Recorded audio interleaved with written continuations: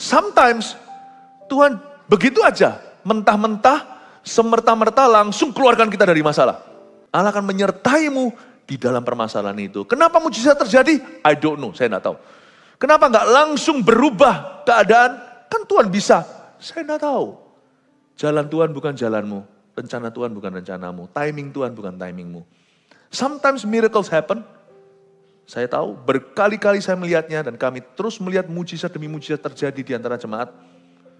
Tapi kadang-kadang kita bisa melihat, orang-orang luar aja tahu, God is with you my friend in your trouble. Allah beserta denganmu di dalam permasalahan hidupmu. Tuhan akan memberimu jalan keluar, atau kamu bisa menanggungnya. 1 Korintus pasal 10 ayat 13, satu ayat saja, saya berikan judul, persis judul lagunya, masalah itu biasa. Coba bisa beritahu kanan kirinya, masalah kita itu biasa. Ini aja langsung mematahkan satu stigma, suatu mitos bahwa masalahmu istimewa. Sering kan kalau kita merasakan pergumulan, tekanan hidup, kita merasa kayak kita ini satu-satunya di seluruh dunia dan paling malang. Jangan mikir gitu, karena itu berujung kekalahan. After all, it's a lie. It's a devil-infused lie. Itu suatu bukan hanya dusta. Itu benar-benar yang iblis ingin kita pikirkan. Kita baca dulu 1 Korintus pasal 10 ayat 13. Mari kita baca bersama-sama. 1, 2, 3. Pencobaan-pencobaan yang kamu alami ialah pencobaan-pencobaan biasa. Yang tidak melebihi kekuatan manusia. Sebab Allah setia dan karena itu ia tidak akan membiarkan kamu dicobai melampaui kekuatanmu. Pada waktu kamu dicobai, ia akan memberikan kepadamu jalan keluar sehingga kamu dapat menanggungnya. Setelah khotbah ini nanti kita akan nyanyikan lagu itu ya, masalah itu biasa, kita nyanyikan itu lagi. Tapi permulaan ayat ini ada suatu kebenaran yang langsung tampar ke wajah. Bagi orang yang suka meratapi dirinya, merasa diri paling kasihan. Di sini firman jelas-jelas berbunyi, pencobaan yang kamu alami. Biasa saudaraku. You're not the only one. Di seluruh bumi ini yang alami itu. Bahkan mungkin orang lain mengalami lebih parah. Percaya dulu, your problem is not unique. Problemamu tidak unik. Spesial apalagi, gak spesial pakai telur. Nasi goreng itu ya, nasi goreng spesial pakai telur. Sama sekali not special, sama sekali tidak istimewa. Orang lain juga ngalami unda-undi 11-12. Karena itu jangan kita merasa, kalau kita dalam pergumulan, udahlah, ini the end, ini kiamatnya.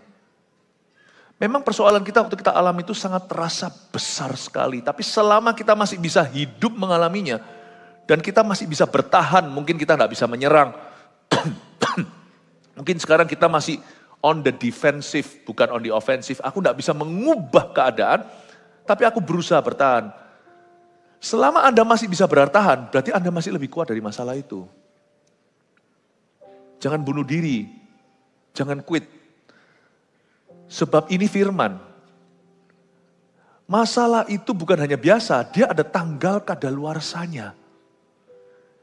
Kadang-kadang menjelang tanggal kadaluarsanya, expiry date, seperti produk yang kita taruh di kulkas, kita nggak merasa dia nggak jamuran gimana, enggak.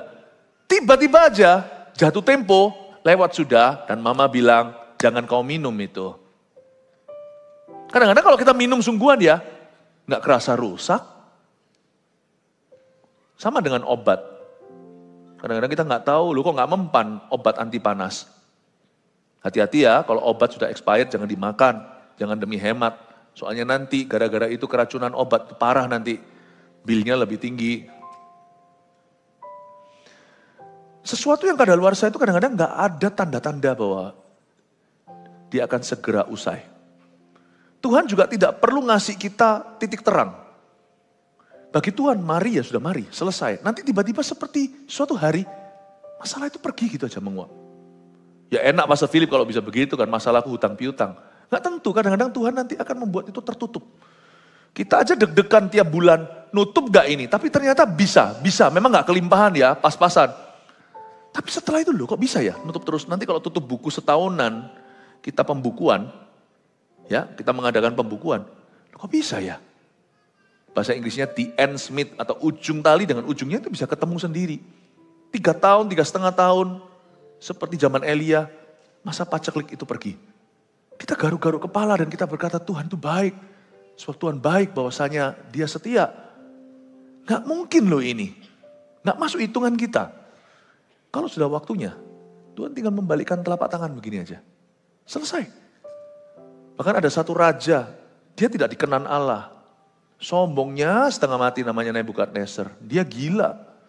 Kukunya itu panjang seperti monster. Dan dia setiap hari hanya merayap seperti binatang sampai harus dirantai segala padahal dia baginda. Suatu hari dia menengadah ke atas, Tuhan berkata sudah selesai. Padahal ini hukuman loh ya. Ini bukan sekedar problema. Kalau kita ini problema kan bukan dihukum oleh Allah. Suatu hari mendadak dia jadi waras. Kalau Tuhan berkata sudah selesai temponya. Selesai. Masalah itu ada kadaluarsanya. Yang tidak ada tanggal kadaluarsanya adalah hati yang bermasalah. Sana boleh punya masalah, tapi hatimu jangan bermasalah. Kita boleh punya masalah, tapi jangan buat masalah. Makanya itu, tidak ada masalah, hiduplah setia. Hiduplah taat pada Allah. Dan yakinlah hidup dalam iman. Kalau kita nggak hidup dalam iman, kita pasti stres setengah mati, bisa-bisa depresi. Jadi stop mikir yang aneh-aneh. Seperti judul lagu tadi. Kalau suasana belum bisa jernih, jangan kau buat keruh. Yang penting kita tetap berpegang teguh, kita harus hidup dalam iman. Iman itu bunyinya begini, masalahku biasa. Masalahku ada tanggal kadaluarsanya. Mari kita sekarang lihat ayat ini lebih lanjut. Adakah solusi-solusi praktis untuk kita? Pencobaan-pencobaan yang kamu alami ialah pencobaan-pencobaan biasa. Itu sebuah pernyataan atau sebuah statement yang tidak melebihi kekuatan manusia, itu faktanya. Sebab Allah setia, ini dia tolong digaris bawah. Dan karena itu ia tidak akan membiarkan kamu dicobai melampaui kekuatanmu. Seperti lirik lagu tadi, bukan masalahnya yang luar biasa. Please jangan lihat masalahnya. Pandanglah Tuhan. Dalam bahasa Inggrisnya, do not magnify the problems, but glorify God through your problems. Magnifying glass itu kaca pembesar. Jangan diterowong, terus begini, diliatin pakai kaca pembesarmu, gede banget masalahku. Tapi besarkan dia, muliakan dia, agungkan dia, elukan dia. Susah Pastor Philip, sama energinya. Mau mengeluh, mau memuji, sama-sama pakai energi. Ada orang berkata, aku maju, mundur, kena. Kalau saya, maju kena, mundur kena, gua maju aja sekalian kena. Betul ya? Depresi itu slavery loh. Perbudakan. Orang berkata, aku nyerah makanya aku depressed. No. Depresi itu bukan rest loh. Depresi itu kerja rodi. Saya tahu, kalau orang sudah kena depresi jangan kau hakimi. Kita harus peluk dia, barengi. Dibutuhkan satu keluarga untuk membuat seseorang seperti itu keluar. Dibutuhkan satu keluarga dan gerejanya. Tapi kalau Anda tidak masuk ke situ, jangan ya. Please don't even enter. Dimulai dengan konsep yang betul dulu. Masalahku tidak istimewa. Ketika kita merasa masalah kita luar biasa, Tuhan jadi biasa. Hati-hati, tadi kebaktian sebelum ini saya sampaikan kalau kita sudah sampai pada titik di mana otak, pikiran, dan hati kita dikuasai setan sepenuhnya. Susah untuk kita keluar. So do not surrender your mind to the devil. Jangan kau serahkan kewarasan ini kepada setan. Ini medan perangnya. Dimulai dengan sebuah pernyataan, bahkan bukan iman. Ini fakta kebenaran. No. Detik di mana perasaan saya menipu saya, your problem itu luar biasa. Saya berkata, no, tidak. Masalahku memang terasa luar biasa, tapi bukan berarti dia luar biasa. tetap Tuhanku yang luar biasa. Pakai energi yang sama. Maju salah, mundur salah, maju sekalian disalahkan. Amin. Toh mundur apa guna? Kalau saya memang maju di mata orang salah, mundur di mata orang salah, tak maju sekalian. Toh disalahkan. Melayani Tuhan disalah ngerti, diam saja orang tetap bisa menyalahpahami. Melayani Tuhan aku. Paling tidak dalam stres itu masih ada buah-buah yang kekal daripada stres saja atau stres melulu. Cengli, masuk akal? With the same energy. Energi yang sama kau pakai untuk mikir yang bukan-bukan. Kenapa enggak mikir firman Tuhan? Itu loh tadi, lebih baik merenungkan firman Tuhan daripada pikir yang bukan-bukan. Sebab Allah setia, magnify God. Sebab Allah setia. Allah itu setia. Pandang kesetiaannya. Allah, sebab Allah setia. Makanya kalimat pertama di ayat 13 tidak mumpuni, tidak cukup. Harus ada fondasinya. Paulus berkata, masalah kita biasa karena Tuhan kita luar biasa. Dia berikan alasan mengapa kita boleh berpikir demikian, bahwa permasalahan kita tidak istimewa adalah karena Tuhan bisa, Tuhan sanggup, Tuhan mau. Fokus ke itu. Jangan fokus ke penyakitnya, fokus ke healernya, penyembuhnya. Tapi gini loh Pak Sevil, masalahku adalah, aku enggak sembuh-sembuh gimana? Masalahku tetap ada meskipun aku fokus ke Tuhan. Sampai kapan? Emang punya pilihan? Enggak fokus ke Tuhan, masalahnya juga pergi. Kalau masalah enggak pergi, kalau kita enggak fokus sama Tuhan, masalah tetap di sana, malah jadi parah. Atau saya fokus ke Tuhan, masalah tetap di situ. Saya tetap memilih untuk fokus ke Tuhan. Karena fokus ke Tuhan membuat saya waras.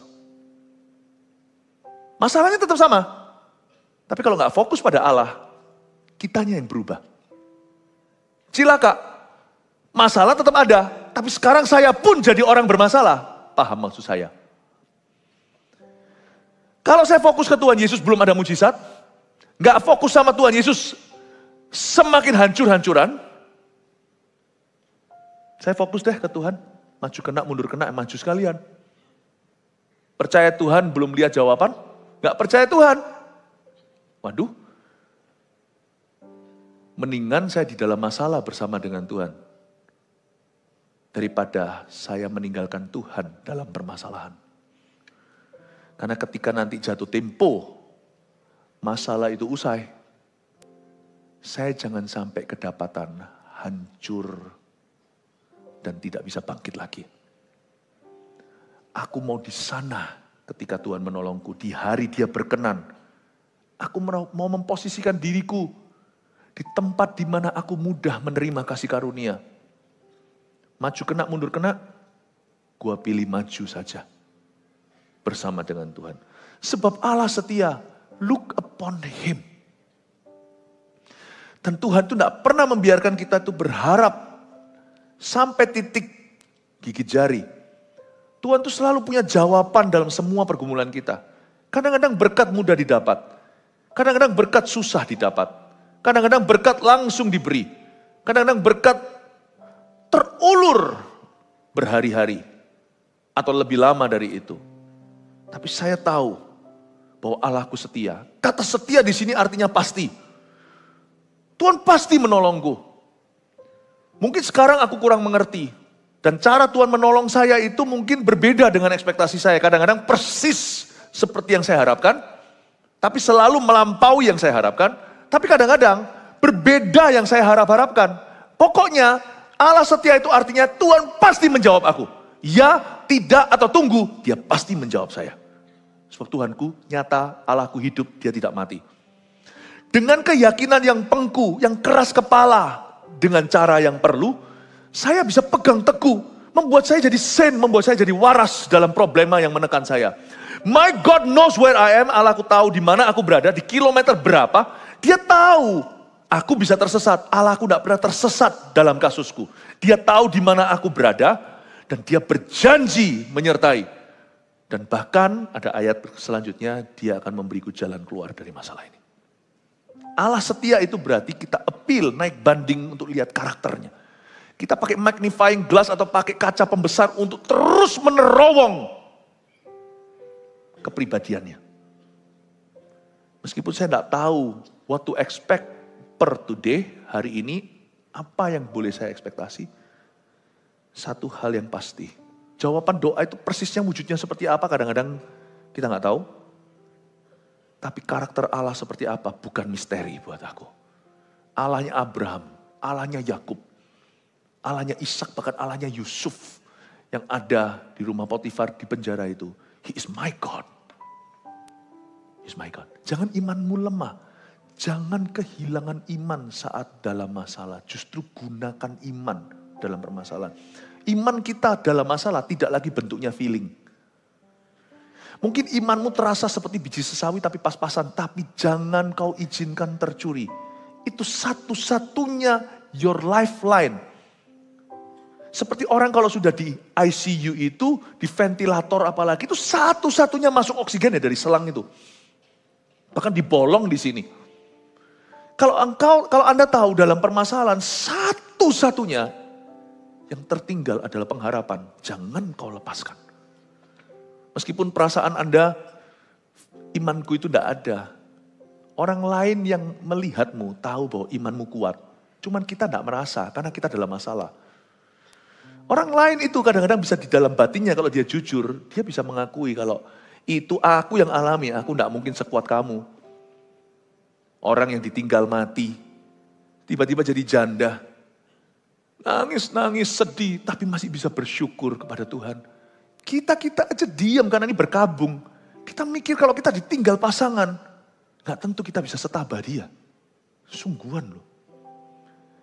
Kalau dalam masalah itu iman gak kerasa memangnya. Siapa di sini merasakan air atau merasa basah kalau berada di dalam air? Waktu Anda menyelam, Anda gak rasa water.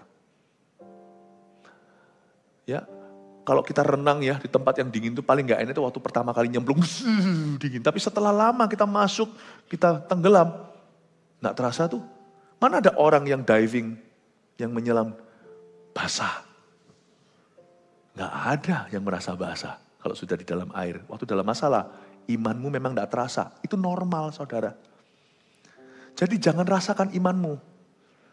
Terus aja pengakuan iman. Jangan berhenti. Terus aja renungkan firman, lawan pikiran, apalagi pikiran yang aneh-aneh. Ada jalan keluar kok, sebab Allah itu setia, karena Ia tidak akan membiarkan kamu dicobai melampaui kekuatanmu, buktinya sana masih kuat. Tuhan tahulah batasnya. Misalnya kalau ada di sini yang sweet tooth, bahasa Inggrisnya, yang suka manis-manis, hati-hati gula darah, diabetes ya.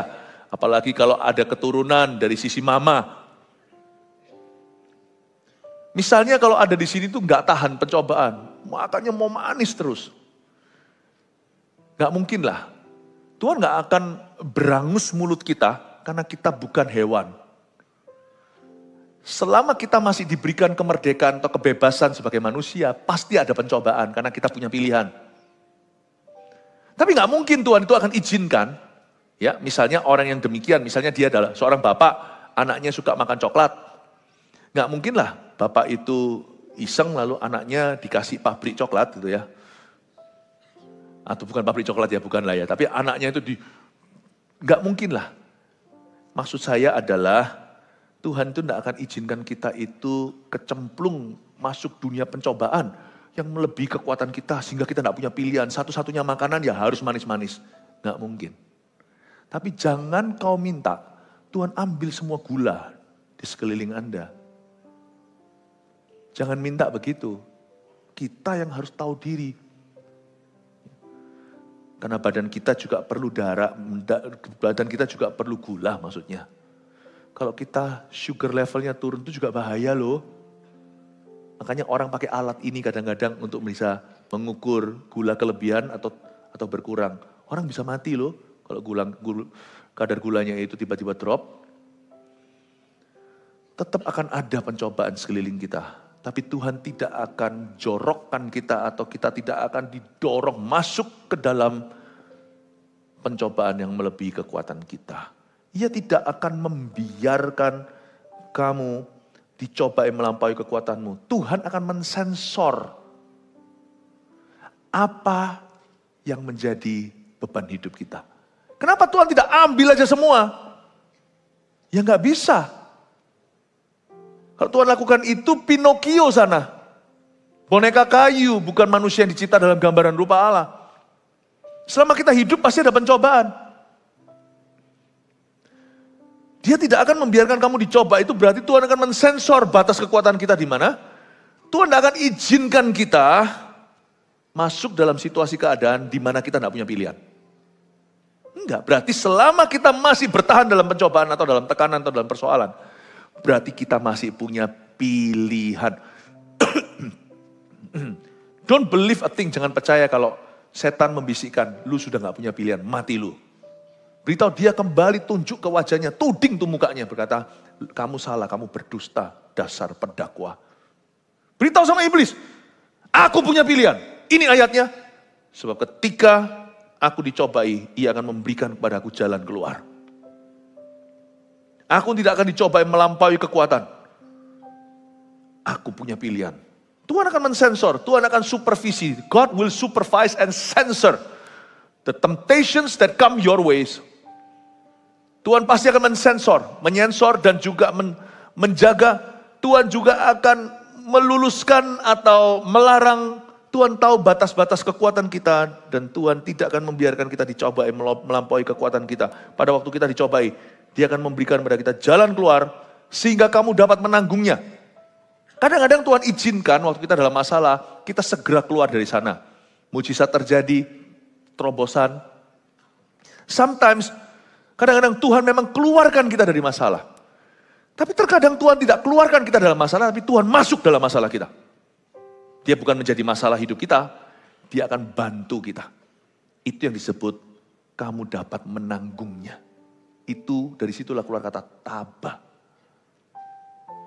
Sometimes Tuhan begitu aja, mentah-mentah, semerta-merta langsung keluarkan kita dari masalah. But sometimes God will be with you in your troubles. Allah akan menyertaimu di dalam permasalahan itu. Kenapa mujizat terjadi? I don't know, saya tidak tahu. Kenapa nggak langsung berubah keadaan? Kan Tuhan bisa. Saya tidak tahu. Jalan Tuhan bukan jalanmu. Rencana Tuhan bukan rencanamu. Timing Tuhan bukan timingmu. Sometimes miracles happen. Saya tahu, berkali-kali saya melihatnya dan kami terus melihat mujizat demi mujizat terjadi di antara jemaat. Tapi kadang-kadang kita bisa melihat, orang-orang luar aja tahu. God is with you my friend in your trouble. Allah beserta denganmu di dalam permasalahan hidupmu. Tuhan akan memberimu jalan keluar, atau kamu bisa menanggungnya. Sehingga kamu dapat menanggungnya. Tuhan akan memberi kepadamu jalan keluar, ini bagus sekali. God will provide a way of escape, bahasa Inggrisnya. Ya, seperti apa itu? Escape room apa-apa itu ya. Tuhan akan memberimu, menunjukkan, hey, itu loh exitnya. Tuhan akan nanti menyatakan exit plan-nya. Masalah kita itu biasa, ada tanggal kadaluarsanya, ketambahan, ada jalan keluarnya. Katakan amin. Yang pasti ada beberapa hal yang merupakan jalan keluar. Ada beberapa hal lagi yang nampaknya seperti jalan keluar, tapi bukan. Jangan ke sana ya. Misalnya, Anda berada di satu ruangan gitu ya, tempat dan kelihatannya itu menjanjikan, ada terang. Ini kayak di game room gitu ya. Nanti kalau Anda masuk ke situ, nggak tentu, malah justru jebakan, pintu tertutup rapat, terkunci dari luar. Apa yang nampaknya itu seperti jalan keluar, tolong diuji dulu dengan firman. Nggak tentu itu jalan keluar, itu bisa menjadi jalan masuk lebih dalam. Yang pasti yang bukan jalan keluar adalah giving in to temptation. Menyerah dan kompromi. Itu bukan jalan keluar. Bukan jalan keluar. Ketika seorang kena narkoba, dia mau bebas. Waktu dia sakau atau waktu dia kecanduan kan dia mau lagi. Kelihatannya jalan keluarnya adalah baliklah. Hisap lagi. Nampaknya seperti jalan keluar. Tapi itu tipu muslihat setan. Karena iblis juga bisa berpose seperti malaikat terang. Relief I can give you. Iblis seolah-olah berkata, aku bisa memberimu kelegaan. Tapi kelegaan seperti itu justru membuatmu lemah, semakin kecanduan. Baliklah ke sana. Anda akan berakhir mati mengenaskan. Jalan keluar Tuhan mungkin tidak mudah. Kadang-kadang membuat orang itu harus keringatan, harus ambil handuk untuk gigit. Aku tidak mau kembali ke sana. Kayaknya di situ tuh menjanjikan. Isap sebentar kan puas. Orang-orang muda misalnya, mungkin dunia berkata it's okay lah. Untuk bisa meredakan biologi katanya, hormon segala. Sana, lakukan apa yang orang-orang muda selalu lakukan di dunia. Release your stress. Ini setan memberimu jalan keluar. Dia bertindak seolah-olah malaikat. I provide an escape for you. Kamu bisa lolos. Silakan. Daripada terus bertahan, tidak mau berdosa. Keluarkan. Nggak usah saya jelaskan ya. Dan anak kecil juga soalnya. Really? After that, you're satisfied? Atau habis itu kena belenggu? Satu hal ke hal lain, setelah itu merasa guilty, merasa bersalah. Gak keruan harinya. Gak bisa cuman sekedar begitu. Pasti harus ada materi namanya pornografi. Lalu habis itu tercemarlah dia, hubungannya kacau dengan Tuhan. Lalu nanti kemudian jadi karakter, nanti kemudian pacaran juga tidak benar pacarannya. You think that's a way out? That's a way in. Itu bukan escape, itu bukan jalan keluar, itu jalan masuk ke sesuatu yang lebih buruk. Dunia menawarkan. Tidak sembuh, didoain pendeta tidak sembuh. Ayo pergi ke orang pintar. Orang pintar tidak akan, orang yang sungguhan pintar tidak akan ke orang pintar. Setan itu hanya bisa memindahkan penyakit, dia tidak bisa menyembuhkan. Namanya tipu muslihat. Tapi setelah itu jiwamu diikat. Ada tumbalnya itu. Kalau Anda tidak bisa membayar tumbalnya, Anda bisa dibuat nggak karuan. Dan biasanya yang kau tumbalkan adalah anakmu, keturunanmu. Jangan tanda tangan kontrak sama setan. Dikasih barang apapun, itu nggak pernah free. Cuma-cuma itu hanya disalib. Yesus berkata, ampuni mereka. Cuma-cuma kau menerima, cuma-cuma berikan. Itu hanya Tuhan. Keselamatan itu tidak bisa berbayar. Setan itu lebih kejam daripada pengusaha yang paling licik di dunia. Daripada pemeras, daripada penjajah. Setan lebih ngeri. Mendingan Anda berurusan dengan mafia daripada sama iblis. Sama lintah darat daripada sama setan, sungguhan. Karena kalau Anda dealing dengan hambanya, lebih mudah daripada Anda dealing dengan bosnya. Setan itu adalah biang kejahatan. Jangan main-main. Ayo aja, ini aku ada jalan lain, jalan ini. Ya ampun. Saya mau dorong Anda untuk mengerti bahwa ada jalan keluar yang nampaknya seperti jalan keluar. Jangan masuk ke sana. Banyak monsternya. Jalan keluar dalam Tuhan itu kadang-kadang tidak selalu kelihatan mujizat. Tapi saya menemukan beberapa hal yang bisa merupakan langkah-langkah ke arah sana. Pertama-tama yang harus Anda tangkap adalah percaya dulu bahwa masalahmu itu biasa. Itu permulaan jalan keluar. Waktu Anda mulai elukan masalah, Anda akan selama-lamanya kerasan di sana. Sungguhan tanpa Anda sadari, bukannya Anda mau begitu. Tapi kalau Anda Anda terpancing, terjebak dengan pemikiran itu, apalagi sudah terus diakui dengan mulutnya, sudahlah Anda tidak akan keluar-keluar. Jalan keluar pertama itu pasti adalah percaya dulu. Terima ini sebagai wahyu. Masalahku biasa, tidak unik, tidak istimewa. And that I'm not alone facing it. Aku tidak sendirian menghadapinya. Kalau Anda bisa berpikir gitu, keluar tidak keluar hari ini masalah, hatimu tidak akan masuk lebih dalam permasalahan itu. Paham ya Bapak Ibu Saudara? Dan selalu Anda mulai dengan sesuatu yang Anda tahu. Mungkin Anda tidak dapat firman yang baru, kadang-kadang kita mau ayat yang baru. Apalagi kalau dalam masalah yang paling kita gandrungi tahu nggak apa? Bukan gembala, nabi. Nubuatkan saya. Padahal sebenarnya sebagian besar firman dalam kehidupan jemaat itu akan digenapi lewat gembala.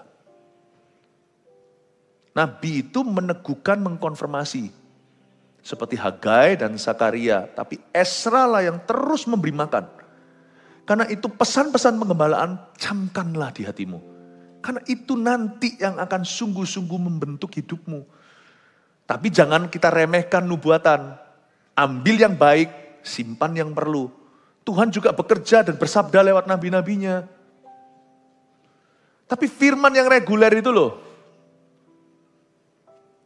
Justru kalau kita terus cari profesi, jangan-jangan seperti orang yang hamil, anaknya dikasih makan satu jenis makanan itu terus, keluarnya ada kecacatan.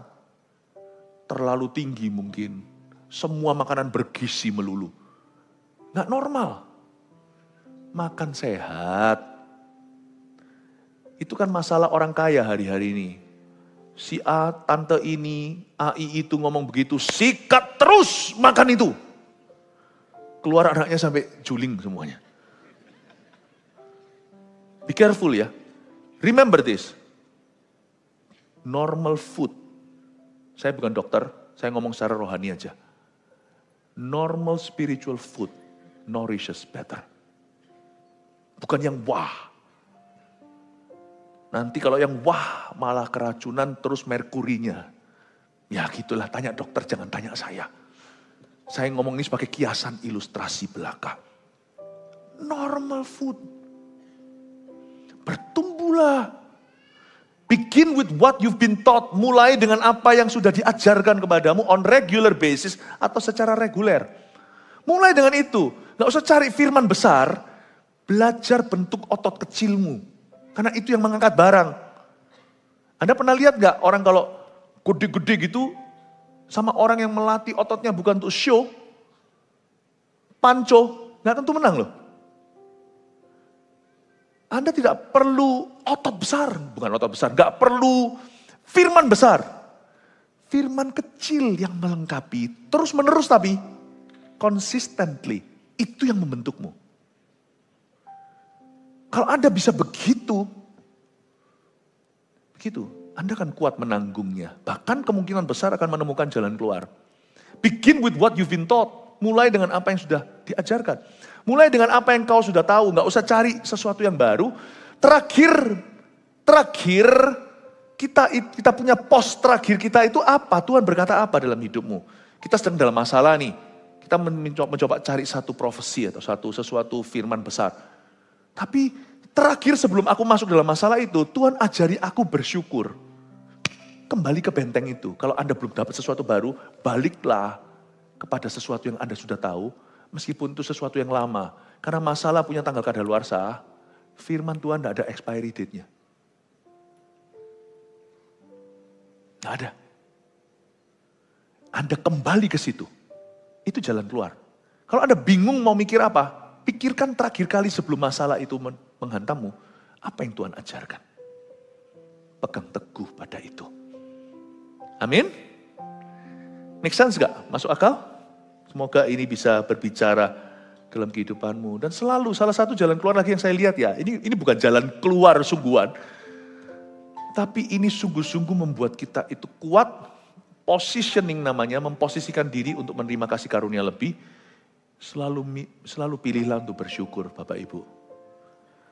Always be grateful. Kalau saya tidak tahu saya harus gimana apa, saya masuk hadirat Allah nangis mungkin. Tapi saya akan mensyukuri semua yang saya sadari. Saya akan syukuri teman saya, saya syukuri keluarga saya syukuri ini, itu saya syukuri semua. Kaget saya. Kok ada kuasa ya dalam bersyukur? Kaget. Entah gimana tiba-tiba bukan hanya saya dikuatkan. Keadaan saya pun berubah. Tidak magic show, tapi saya tidak bisa sangkali. There is really power in giving thanks. Coba baca aja di perjanjian lama cerita-cerita gimana Tuhan porak-porandakan musuh hanya karena mereka memuji Tuhan. Always choose to be grateful. Itu jalan keluar. Karena kalau mengeluh, masuk masalah baru. Orang mengeluh itu masuk masalah baru. Sungguhan itu. Orang Israel memang menghadapi raksasa. Mereka menghadapi teman-teman Goliat. Tapi mereka ngomel terus. Terus bersungut-sungut. Lihat ya, masalah mereka tidak pergi, masalah baru tiba. Yang satu belum kadaluarsa, tiba-tiba masalahnya ditumpuk dengan sesuatu yang mereka tidak duga. Matilah mereka di padang gurun. If I cannot make things better, I better not make it worse. Kalau saya tidak bisa membuat sesuatu lebih baik, saya tidak akan membuatnya lebih buruk. Bersyukur membuat kita selalu berada di pancang kasih karunia. Kita itu diposisikan kokoh patok-patoknya untuk kita menerima sesuatu anytime Tuhan mencairkan kasih karunia-Nya. Hal yang lain yang saya perhatikan jalan keluar adalah waktu Anda belajar untuk mendoakan orang lain. Itu obat luar biasa untuk jiwamu, sadarkah Anda? Kami ini sangat beruntung. Tapi kalau kami menyadari bahwa itu keuntungan, kalau enggak, hamba-hamba Tuhan pun, pendeta-pendeta bisa stres tengah mati dan depresi. Kami ini suka tidak dan dalam duka, dalam kondisi baik atau tidak baik. Kami itu selalu diberondong, selalu akan diborong, selalu akan dikeroyok orang, doakan aku. And I think that's a place of privilege. Makanya kalau Anda di CG, Anda mengambil tanggung jawab, jadi pemimpin rohani buat seseorang, itu bukan beban. Itu privilege, itu hak istimewa. Karena ketika kita mendoakan orang lain, kita sendiri dikuatkan. Itu jalan keluar. Sungguhan. Karena itu membuat kita dekat dengan tahta kasih karunia yang nanti kita sendiri pun akan memperoleh pertolongan untuk kita. Saya merasakan kalau saya mendoakan orang lain, jiwa saya pun dikuatkan. Lalu salah satu lagi jalan keluar, saya kasih beberapa saran. Menyaksikan kebaikan Tuhan. Mungkin Anda belum keluar dari masalah itu, jadi jangan menggurui siapa-siapa. Tunggu sampai keluar dulu, nanti baru cerita. Tapi kan ada banyak hal yang Anda bisa ceritakan. Kebaikan Tuhan. Mulut itu jangan dipakai untuk bersungut, jangan dipakai untuk pesimis. Nanti jangan-jangan Tuhan tidak berkenan seperti 10 pengintai itu. Wah, kami akan dimakan habis-habis, kami akan ditelan mentah-mentah. Tapi Yosua berkata tidak, kalau Tuhan sudah suruh, Tuhan pasti setia. Kita bisa pakai mulut kita untuk memproklamasikan. Bukan kemerdekaan, memproklamasikan kebaikan Tuhan. Aduh, Tuhan itu baik, aku masih dalam masalah. Tidak usah gini, aku dalam masalah, malangnya aku. Tidak usah begitu, itu air mata toh percuma terbuang. Aku tahu lu kasihan, tapi dengan menangisi dirimu tidak kemana-mana dirimu. Mendingan nangisnya begini, aku masih dalam masalah. Udah gak usah cerita lebih lanjut. Kecuali kalau cerita kepada orang yang berwenang mendengarkannya. Yang bisa membantu Anda, menguatkan Anda. Kalau Anda kesaksian cukup, aku masih dalam masalah. Tapi Tuhan itu baik. Di tengah-tengah masalahku ini. Anakku sekarang malah justru sungguh-sungguh sama Tuhan. Wow. Bisnisku jatuh, aku harus merangkak dari bawah. Berapa tahun kemudian aku harus mengembalikan hutang. Karena diajarkan di gereja, tidak boleh lari dari tanggung jawab. Tapi di tengah-tengah semuanya ini, aku masih bisa sekolahkan anakku sambil mengembalikan hutang. Tuhan itu memberikan rezeki kemarin. Ya, dagangan saya dibeli lebih banyak daripada hari sebelumnya. Terima kasih Tuhan, Engkau selalu mencukupkan. Orang tahu Anda jujur, tidak dibuat-buat, tidak perlu pakai, oh demi puji Tuhan, tidak usah begitu-gitu. Gak usah banyak gaya, ngomong apa adanya. Esensi bukan sensasi. Ngomong aja terus terang. Aku masih dalam masalah, gak usah ngomong masalahku sekarang. Toh sudah didoakan, beberapa orang tahu. Tapi di tengah-tengah itu aku tetap bisa bersaksi akan kebaikan Tuhan. Anakku, ya keluargaku masih bisa makan. Anakku masih bisa sekolah. Malah justru sekarang dapat nilai A. Di tengah-tengah semua permasalahan. Mungkin misalnya kalau suaminya salah satu dari pasangan itu selingkuh, misalnya, lalu habis itu, tapi sekarang justru kami satu keluarga mendoakan supaya keluarga kami pulih. Nggak tahu ya, kalau Anda terus memproklamasikan kebaikan Tuhan, terus menceritakan kebaikannya, sama sekali nggak ada yang salah dengan itu dan Anda tidak bisa overdosis. Menyaksikan kebaikan Tuhan itu tidak ada efek sampingannya. Dan dia selalu berbuat baik dalam jiwamu. Dan dia selalu mendatangkan kebajikan. Jalan keluar mungkin belum ada, belum kelihatan. Tapi Anda langkah keluar sudah Anda siapkan. Jalannya belum kelihatan. Langkahmu sudah ke sana. bersyukur, menyaksikan kebaikan Tuhan. Ya, mendoakan orang lain, terus melayani. Itu langkahmu sudah ke arah yang benar. Amin. Seperti lagu tadi, suruh melangkah ke kiri, ke kanan. Tapi dalam kehidupan, Tuhan suruh kita melangkah ke jalan keluar itu. Siapkan dirimu, sebab Tuhan akan menolongmu. Tuhan tidak pernah meninggalkanmu yatim piatu. Kalau Anda belum lihat jalan, pilih langkahnya dulu. Saya tahu kalau Anda sudah melangkah ke situ, pas Anda sampai di sana, dan jatuh tempo Tuhan tahu kapan kadaluarsa. Anda terkejut, tiba-tiba pintu terbuka di depanmu. Tidak tahu dari mana. Yang penting Anda sudah melangkah dulu ke situ. Dengan iman percayalah, dalam pencobaanmu, dalam persoalan, Tuhan sudah, bukan akan, menyediakan jalan keluarnya untuk setiap kita. Haleluya. Yang percaya masalah kita biasa, Tuhan kita luar biasa. Kasih tepuk tangan untuk Tuhan. Come on everybody. Mari kita semua bangkit berdiri. Thank you Jesus.